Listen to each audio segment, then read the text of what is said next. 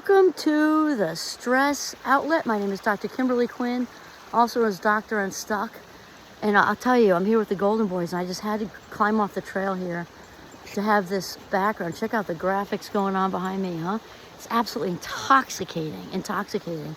It's amazing. A lot of people use that word for the obvious, drugs, and which includes alcohol, of course. And wow, it can be. I think this is a much better use of the word. All five of my senses are just like it's just they're saturated because it's so absolutely exquisite. So anyway, what we wanted to talk about is I felt like that was a little too quick. Reels are a little bit less than 3 minutes long, which is a good amount. I think that's good.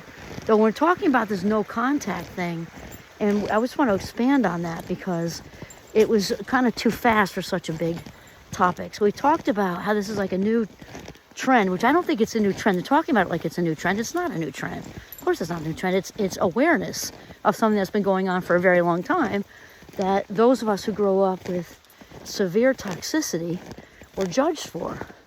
Now, granted, I am not saying, I am not saying, like I said in the last one, that we don't just give up easily. Oh, gosh, no.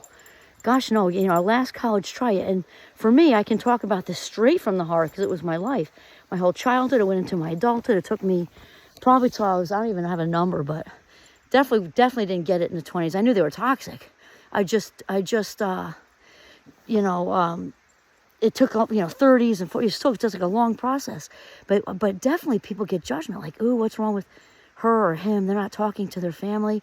That's been going on for a long time, without realizing that they're not talking about the extreme end. Because for me, I want to leave not a stone unturned before that happens. When you're dealing with that really toxic person, which we're really, for the most part, talking about narcissists, because we can't change anybody. You're sure as heck not going to change a narcissist.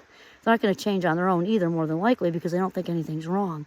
And when people are really actively trying to take you down, and it's not just a momentary, not that it's okay if it's a momentary thing either, but it's their internal agenda to take you down and just bury you in shame and on all that. That's like drinking turpentine for breakfast instead of orange juice. And often, I'm not going to say always because that's a big word. Often, we're left. We kind of bump around off the walls and trying to figure out how to manage these toxic people. Often, the only solution is really, for your own sanity, your own inner peace, is to go no contact and to forgive yourself for doing the very best you can. I have done that. It's taken a long time, but I forgive me for doing the very best I can in a very challenging circumstance, and I wish you to do the same.